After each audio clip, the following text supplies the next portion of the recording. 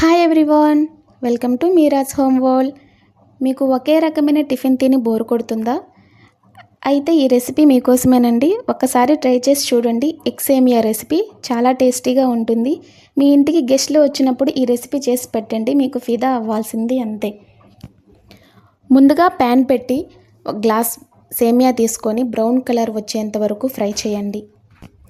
ఈ సేమియాని వేరొక ప్లేట్లోకి తీసుకొని అదే ప్యాన్లో 3-4 గ్లాసెస్ వాటర్ తీసుకొని సాల్ట్, ఆయిల్ వేసి బాయిల్ అయ్యేంత వరకు వాటర్ ఉంచాలి.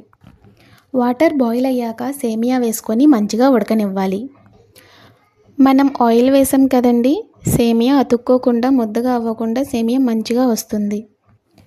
ఈ ఉడికించిన సేమియాని వేరొక ప్లేట్లోకి తీసుకొని అదే ప్యాన్లో 2 టేబుల్ స్పూన్స్ ఆఫ్ ఆయిల్ వేసి జీలకర్ర, ఆవాలు, 3 కోడిగుడ్లను వేసి మంచిగా కలిపి అందులో ఉప్పు, కారం, ధనియా పౌడర్ వేసి మంచిగా ఫ్రై చేసి దాన్ని మరొక ప్లేట్లోకి తీసుకోవాలి.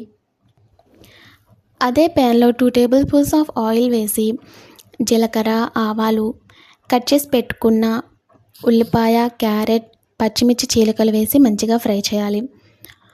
అందులోనే 2 టేబుల్ స్పూన్స్ ఆఫ్ పల్లీలు, పించ్ ఆఫ్ సాల్ట్, కరివేపాకు వేసి మంచిగా ఫ్రై చేసి